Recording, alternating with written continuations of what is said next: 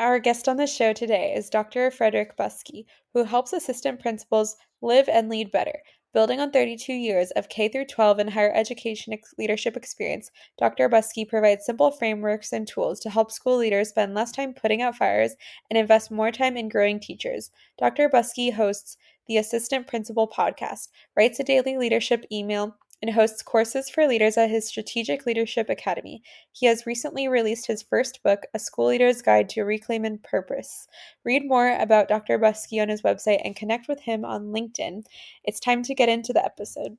I'm educational justice coach Lindsay Lyons, and here on the Time for Teachership podcast, we learn how to inspire educational innovation for racial and gender justice, design curricula grounded in student voice, and build capacity for shared leadership. I'm a former teacher leader turned instructional coach. I'm striving to live a life full of learning, running, baking, traveling, and parenting because we can be rockstar educators and be full human beings.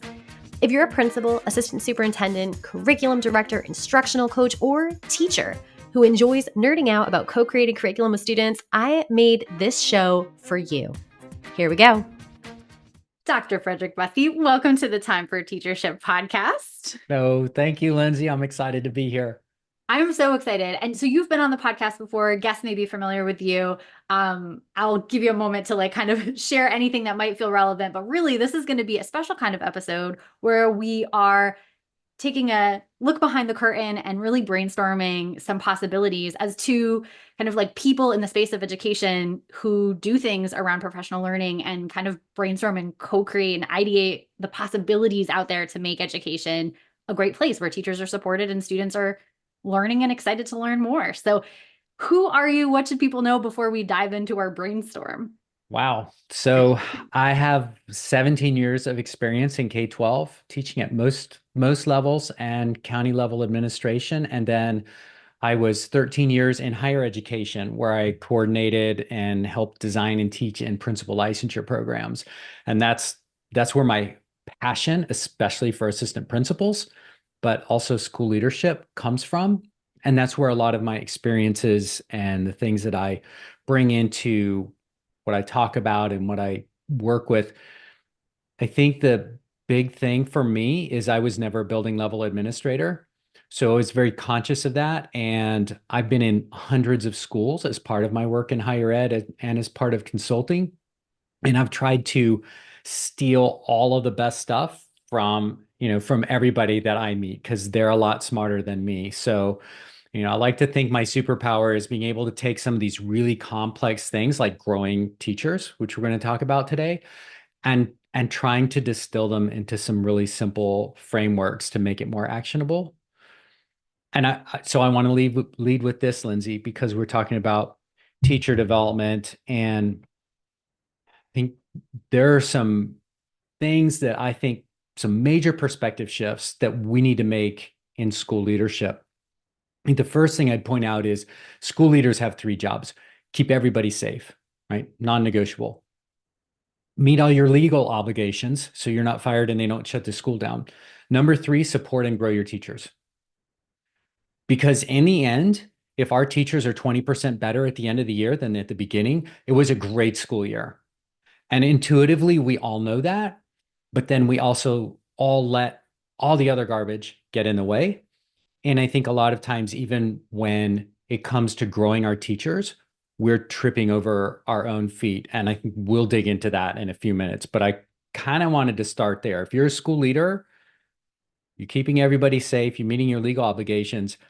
But every minute that you spend not supporting and growing teachers, you are not improving your school. I love that for so many reasons. I mean, obviously, we're all here for the students, but I love that implied in that is if we don't grow the teachers, we're not actually helping the students, right? So it just really brings that top of mind. And given the realities of teacher shortages and burnout and all of the things right now, it's like, right, if we don't grow the teachers, you're not going to have any teachers left, right? Exactly. And three of the top reasons that teachers leave the field is don't feel supported by administration, struggling with discipline issues and student behavior, and poor culture. Guess what? Every one of those is about the school leader. And if I'm a new assistant principal, the thing I want to focus on that first year is getting to know and support and grow my early career teachers. It's a natural pairing, right? We don't have to fight the new AP veteran teacher kind of battles. You go in, you've got new people who are thirsty, who want help. You're a neutral person. You just go in and start building a relationship and start working with them. And guess what? A teacher who knows they can call their AP, who knows that their AP is invested in helping them become a better teacher, like that person's probably not going to leave. What a great point. And so I love one of the things you said was you get to know the teachers and then right and then you support the teachers. And I think that's huge, right? You have to first identify like what are the strengths and areas for growth for our teachers, and then next part is identifying, well, what can I offer or what can I connect them with to be able to support them in the ways that they specifically need, which is going to be different for everyone, right? Like I don't want to say like old school, but the way that I initially was uh given PD in air quotes, heavy air quotes, as a first, second, and third year teacher was we come to a large staff meeting once a week and then you leave and goodbye. Everyone gets the same thing and it's usually someone talking at you, right? And we probably know that doesn't work well. But if I'm a leader trying to change that dynamic, that's always maybe been the dynamic at my school or district is like these large staff meetings, these PD opportunities that are not personalized. Like, can we brainstorm a little bit about what are the possibilities for either formats or things to consider that might be beyond the, all right, everybody's going to get in one room and the leader's going to talk at you? Like, what does that look like to support personally? Yeah. Well, I want to drive that nail deep into the wood because here's a couple things that I think leaders need to embrace. A couple perspective shifts. So, number one is your teachers know more about their own teaching than you do.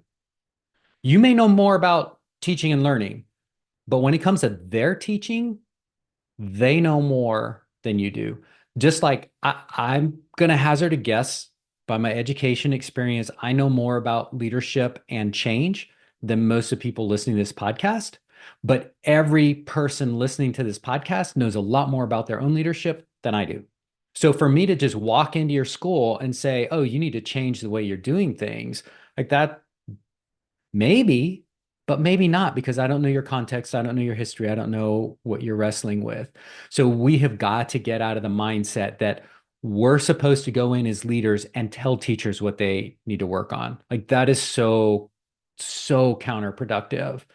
And so what the alternative is then is to put teachers in the driver's seat of their own professional development and let them tell us what they need and let them find the different kinds of resources that may help them.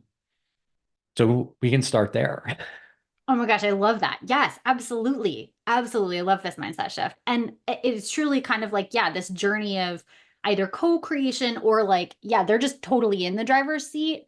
And I'm just like, I'm the GPS that you can ignore if you want, or you can tell me your destination, right? And I help you get there. I don't know why I'm into this analogy, but it's what came to my brain. And so I'm wondering, once teachers have said, like, let's just imagine, okay, I'm just imagining the school, there's one teacher who is a brand new teacher and just needs help like getting oriented to like what is the teaching world like, right? What is my planning process? How do I do all of these things? I'm going to orient myself to a new school. There's someone who's maybe like pursuing a new line of pedagogy, right? Maybe someone's like, okay, now I've been teaching very like traditional lecture style and I want to try inquiry-based learning. There's someone who, to your point about, behavior being a force to like drive teachers out of the profession, someone really wants to work on culture. Like, how do you get all of those folks the thing they need when it's like three completely different topics? So there are multiple things that we can do. I would also say that if we can shift from it's my job to deliver PD, or even it's my job to connect my teachers with PD, right? Even if I can let go of those, what's my job in professional development? It's to create space for teachers to reflect. And then it's to follow up with them, to continue the reflection cycle, to gather data if they're trying to implement more sophisticated questioning techniques, then as a leader, my role is to go in and observe and check the look like, sound like, get that data so that we can go back and have a discussion. And I can say, here's what I saw and heard. Is this what you had in mind? Are you getting what you want out of that? If not, like, how can we tweak these? So if I move from the deliverer and the scheduler of PD, that gives me more attention, especially, but a little more time to focus on the reflection and the follow-up pieces. Because we could go to the greatest PD in the world, and if nobody ever talks about it again, it's lost. And so many of those, I've been to so many of those great PDs, right? Like that's been my experience. It's like the binder that sits on the shelf forever, right? And we just don't open it back up because it doesn't become part of daily practice. So I love this. And I love the idea too that there's like an extra, like a person in the room collecting the data that's really hard to collect when you are the teacher, because you're doing all the instructional pieces. You're figuring out, okay, what's on the next slide? What, is this person grouped with this person? And then really it's hard to get a sense of what's the student experience here. Like I have 30 people in the room. What's that kid's experience? I don't know, because I'm not standing right next to that kid engaged in the learning or not engaged in the learning. So I do love that perspective. And I really love that it's like not even necessarily our job to connect them with the PD. I wonder about teachers' familiarity with options available to them. And so here's what I'm thinking in terms of format. Are there times, so okay, two things. One is structure. So are there structured times within the day that as leaders you've built into the schedule opportunities for PD time, or you can like kind of pursue your own goals? Maybe that's like your independent planning time, but I also wonder, like, is that the culture of the school that independent planning time is a time to pursue PD, or is that time to just plan your lessons and then there needs to be a separate time? So that's kind of one wondering. It's like, what does the structure need to be, or what, I guess not what it needs to be, what could it be?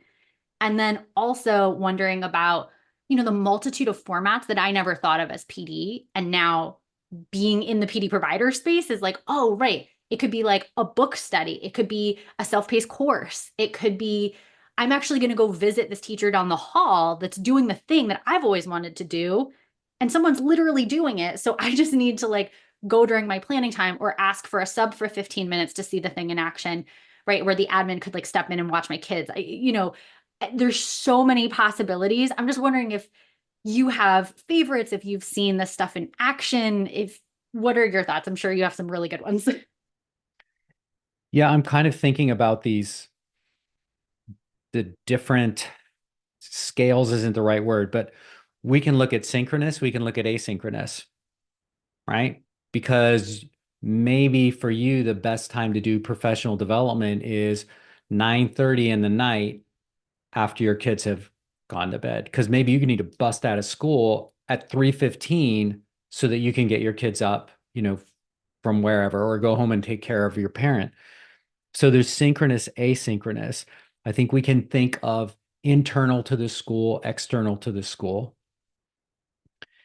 And I missed the last one. There's another one out there, but it'll pop up later. So I think we can think in those multiple different ways that lets us really expand out the kinds of opportunities.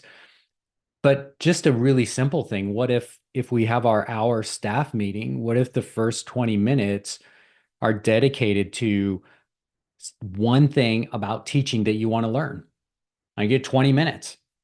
And at the end of that 20 minutes, you're going to have conversation and we're going to do some share out about what we learned. So now everybody's focusing on their own thing. I knew elementary school principal who met with her teams and said, I want you to come up as a team, a focus area for your team for this quarter. And then you can drive the professional development in that, and I can come in and support. So it's not wholly individualized, but that's a way to bring the team together, encourage team learning, and right, they're taking the lead in that. So they have agency. Some districts will run the kind of a la carte. So we have professional development day, we have these 6 things. And what some districts do is they actually solicit that from teachers. Like, we're going to have a PD day coming up? What are the things that are most important to you? And then they get all that information back, and then they can say, okay, let's then offer these 6 things. And like you said, you probably have experts in your building that you can have start to lead those. But I think there's all these opportunities. We also have to be mindful of making sure that we're following up. And I wanted to go back. I know you talked about this when we were talking earlier today, and our friend Jen Manley has a big thing. How do you plan without selling your soul and spending 12 hours a day in school? There are a number of really high quality education sources now to help teachers learn how to be more effective planners. That might be the most valuable professional development that a teacher could get. So, yeah, I think if teachers can come and say, hey, I saw this, and show me as a leader, like, I want to do this course. I think this is going to be really helpful for me. Great. Go do it. I don't have to deliver that, but we need to schedule a time where we're going to have a conversation. I want to hear what you learned, and then I want to help make sure that you implement it. Oh my gosh, I love that so much. So 2 pieces there. One is this idea of the leader as, again, the person who's doing the follow-up, who's connecting, who's keeping the person on the path. I mean, I think about just even in my business, right? Like Mara, your daughter, is actually like really coaching me to keep a lens on what are my priorities. Because sometimes when we're in it, right, we're in it and we can't kind of lift ourselves out to be like, what is actually most important right now? And without that kind of second set of brain, or the second brain to kind of remind you of where it is you're trying to go, I often think as a coach, that's what happens, right? I'm like, hey, remember this vision that you started the year with? Like, I just want to remind you of it. Like, did we get so far off track that we have been doing cool things, but we're not actually pursuing that? We're not actually collecting data on that thing anymore. That was the direction we wanted to go. And it's okay if we shift, but just kind of here to remind you, here to help you on the path. Which I often find to be, again, like, teachers know best what they need. So it's not us telling them, yeah, we have to stick to this path, but it is a reminder of here was what was really important to you. You have now spent 12 hours a day, or whatever for the last week working at school. Are we prioritizing the right things? And I think from all the way from like planning the balance or harmony of like life and work to what are we prioritizing in the curriculum? Because sometimes we get to the point where we're just covering content and we're not actually like focused on the right things. We're not seeing the students in front of us. We're not connecting as humans, right? Whatever the thing is. Hi, this is Leah popping in to share the freebie for this episode, which is a daily leadership email that you can subscribe to at www.lindsaybethlyons.com/199. Now back to the show. Yeah. And I think if I ask leaders that are listening, just think for a minute, what are 10 sources that you could get good professional development from? All right, if we pause for a minute, most of people listening could come up with 10 sources. ASCD, I got my Twitter, I got, whatever else, LinkedIn, I go articles here. You come up with 10 different places to get good professional development. How will you reflect on that learning? How will you reflect? Because it's kind of like we operate in a bathtub, and if we clear water out, like we clear out some space, the water just flows right into it. So if I create empty time in my schedule, other stuff is going to flow in. One of the things that we can do as leaders is we can hold space for people to reflect. So if I know you went to a conference, I can pop in that next day and say, Lindsay, tell me what you learned.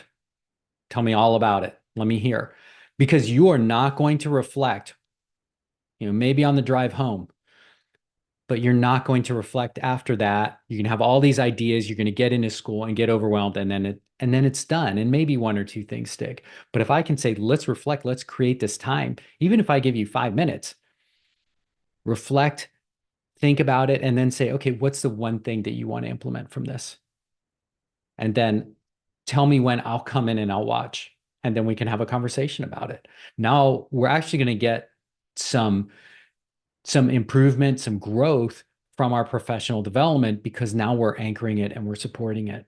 I also am thinking about kind of the cultural shift of just how we do school and how we do professional learning, that I almost wonder if that's the norm. Like that's what happens when we go learn, and then we always have that space, that container held for us. And we kind of almost start to do that ourselves in our own minds, perhaps, that right, like there's going to be, a follow-up. I don't want to call it accountability, but like a follow-up, a container for me, as you said, like space being held. And so now I'm kind of proactively thinking about what I want to say in that conversation, just in my own head before I get to that space. And I almost wonder if that then creates a dynamic where other teachers are then offering that space and holding that space for each other. And as a whole, like school community, I mean, even like to the extent that, are we holding space for learners after they go learn the thing to reflect and to, right? I think it is also just this like big cultural shift to prioritize making that space for reflection versus cram more content in, right? Like, again, like the same parallels to teaching and covering curriculum. It's like, are we just cramming in PD ideas and hoping something sticks and it gets implemented?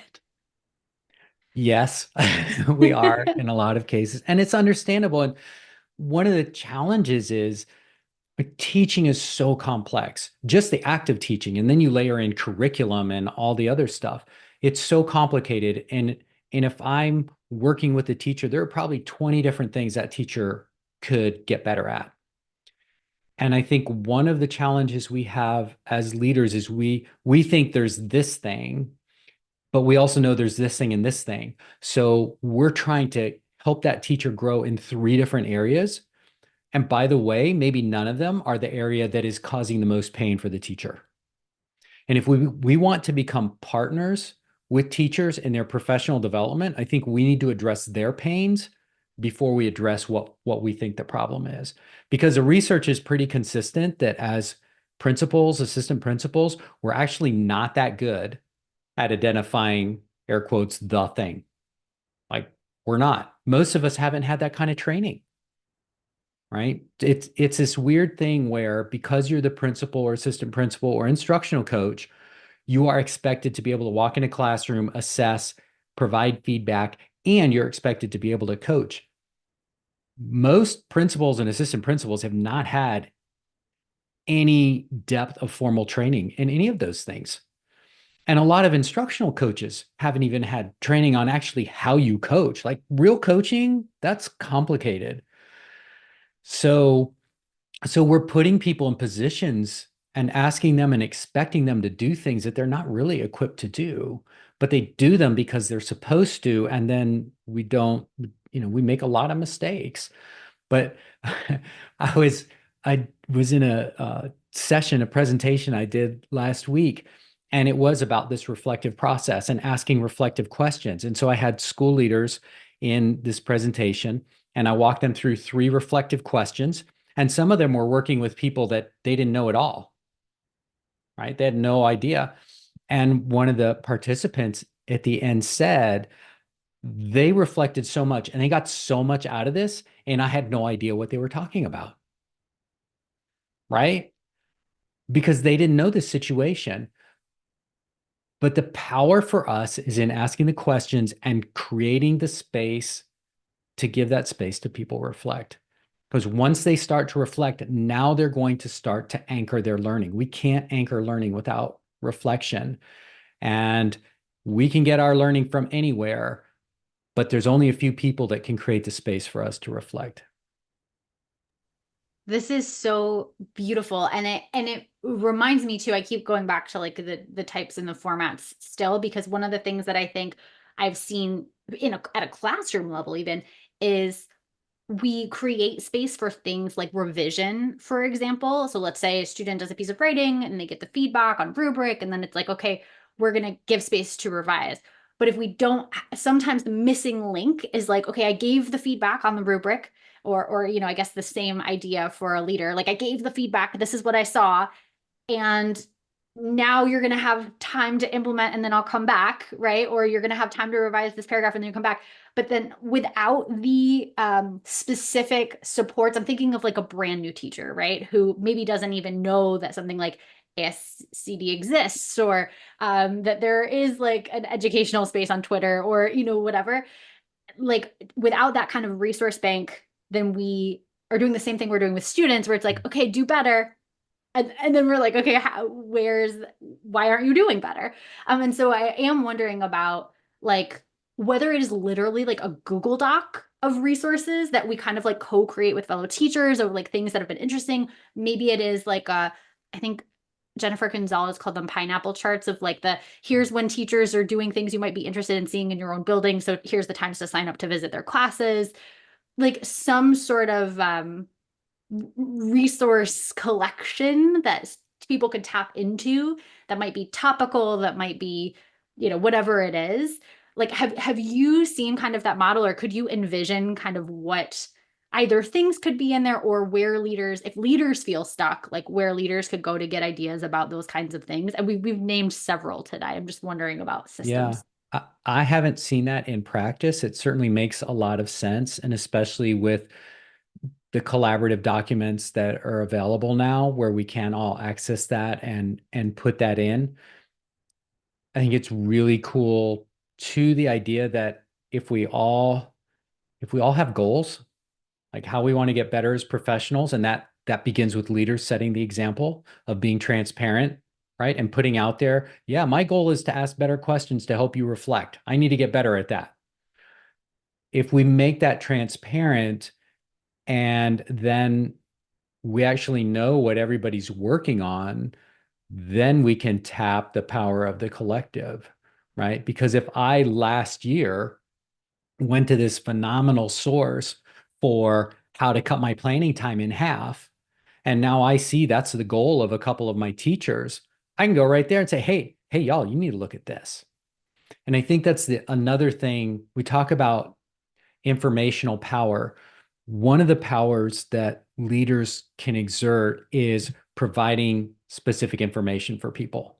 So instead of me going in and saying, you need to do this, I can find that 1 page, 2 page, 3 page article, with 4 bullet points, 4 steps to doing X. And I can put that in your box and just say, hey, you might want to read this. And that's a source. And then those sources usually have other places that you can go as well. So I think we can, as leaders, we can see some of that and start to curate that. And I think that is one of the really important roles for instructional coaches, is that kind of curation of resources. Oh, I love that idea, the curation of resources. I also was thinking about, I was talking recently to a preschool who was saying, we have such turnover because, they're with us for like 2 years and then they leave. And so the families, they were working specifically with educating families around how to talk about social justice issues, which I love. But they were like, it's hard because, the families leave and then we have new families, and we did this PD or whatever for them, but now they're gone. And so either with students, with staff, with, any sort of turnover, particularly thinking about the high turnover rates and teacher shortages now, I'm almost wondering too about the institutional knowledge that either leaders have or veteran teachers have, that I'm new, maybe not even to the profession, but new to the school. And like, could you kind of archive or synthesize, brainstorming here, but like, what's kind of the ethos of the school? What are these kind of key resources to like put in your grades, or like, here's the go-to person for this parent contact or something. If that was kind of like a Loom video, I mean, as simple as a Loom video, that's like now part of this course library of things that like we have a shared Google Drive, and I have this particular question. Is there a way I mean, I'm totally just brainstorming. I don't know of something like this that exists now. Would that be like viable to have a kind of co-created resource bank of people just like Loom screen sharing and talking through ideas? I don't know. I think it's a great idea, and I do know there are districts or schools that compile resources in that way so that it is accessible. I don't know how realistic it is in the pace of our world that people are actually going to take the time to go look at it. Like, I think it's a great idea. And maybe if you build in that time, to create the opportunities and say, hey, this is a time to go look at these kinds of things. I'm not sure how much utilization, we've had this experience. I know I do have some online courses and everybody's like, oh, we want this, we want this. So you put it out and then everybody's too busy to do it. So it's a great idea and people want to do it, but the two scarcest resources are time and attention. And most of us are stretched way too thin already. And so anything, no matter how good it is, becomes just one more thing. Oh my gosh, that's a really good point because it's making me think of one, the importance of structures. So like, where's the structure in the day to go do the thing? But also I'm thinking about as a leader or even as a teacher, I think there are things that sometimes we know that we become the go-to person for. So people, colleagues are like, oh, go ask Lindsay this thing or go ask Frederick this thing. And so we just keep like saying the same thing or directing people to the same resource. I wonder if there is kind of a time saver inherent in, I'm going to document this thing for everyone. Anytime you ask a question, instead of taking 10 minutes of my prep time or, my time as I'm running out the door to go grab my kid from school or whatever, like it now lives here. And so I wonder if that's actually a value. I mean, I'm thinking also of like coaching cycles, right? If we can, like Cara and I have been kind of playing with this idea of asynchronous coaching cycles and having feedback that you can like do the reflection at 9 at night if that's your jam, but that kind of lives in either an email or a Voxer thread or somewhere. And then we can kind of continue the conversation as each of us is available, because time is so short, particularly in schools where we have different schedules and leaders are kind of in 30 places at once, it seems. Yeah, I mean, I think there's so much possibility in all of the things we've talked about today. And I appreciate that you have really anchored us in some of those kind of like formats, but also kind of what the leader's role is, again, is to, in whatever way possible, hold that space for reflection, prompt that reflection, be the kind of follow-up data collector, and potentially link to or share different resources and be the curator, as you said, of those things. I want to like leave space for anything else you want to share, but I do want to, in closing, when we get to that point, just leave people with like, what's one thing they could do as they end the episode? Because we've talked about like 50 maybe. So what's like the one thing? So I think the other thing that I really wanted to share is doing some leadership development with nonprofit leaders. And I was trying to teach them, how do you coach? Right. So I had them, they were working in kind of ABC where A was coaching B and then C was observing. And this was in the third of 3 all-day sessions that we'd had. So we had just wonderful collegiality. People got very close in these sessions. We do a lot of kind of deep work, not just learning stuff. And we were debriefing the coaching. And one of the people said, she said, this was so easy. Like, why was it? She said, real coaching's hard. This was easy. Like, why was it easy? Well, because I trusted her and I knew this wasn't going to be a gotcha, or I knew I could say whatever. And so I had this level of trust. And that was last year. And that conversation has just stayed with me. If we don't have trust, you can't coach. You can tell people what to do. You can't coach them if there's not a trusting relationship. And so I think that if you go to the one thing, like build a relationship, people are the purpose. That's why we're here. Build the relationship, get to know your people. And if you get to know your people, they're going to tell you what they need. If your people aren't telling you what they need, you either haven't built trust or you're not having the right conversations. Yeah, that's it. That's it. Yeah. So the way I would have leaders start is I do my little 5-minute coaching thing. It is the simplest thing, Lindsay. Just stop by a teacher and say, hey, tell me what went well with your lesson today. And just listen. And they'll go for about 30 to 90 seconds. And then the second question is, was there anything that surprised you? And it's such an amazing question because you'll see people look up or look down. They'll do that pause to really kind of reprocess the lesson through a different lens. Like a lot of us will think about what worked, what didn't work, but we never think about what surprised us. So you're forcing them to kind of replay their whole lesson and think about it from the different perspective. And then the final question is there anything you'd do differently? And how you phrase those questions is really important because we want it to be invitational. We want them to be able to say, nope, nothing I would do differently. Because what they're used to is I come to talk to you about your teaching and I'm going to tell you what you did well. And then I'm going to tell you the grow, right? I give you the glow and then I give you the grow. You don't even hear the glow because you're waiting for the grow. And it's not helpful because I give you the grow. You might want to think about this and I walk away and we never talk about it again. If I just said, Lindsay, tell me about how that training went. Were there any surprises? Is there anything you'd do differently? That's the growth. And that's what I think if leaders, well, a couple of things. One, we want them to take away that teachers need to be driving their own professional development. And there are all these different ways that could work. But the other thing is to understand that your value is in creating the space for people to reflect. Because if you don't do that, if you don't create that space, nobody else is going to. And in doing that space, you are building credibility. You are providing opportunities for your teachers. You're building a relationship. And you're learning. You learn so much just listening to your teachers celebrate.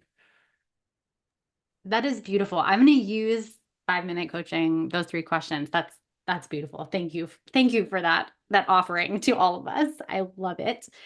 And if people want to connect with you, I mean, you talk about this stuff all the time. You speak publicly. You were just saying you were doing that last week. So how do people get in touch and where can they find you in the online spaces? What do you want them to know?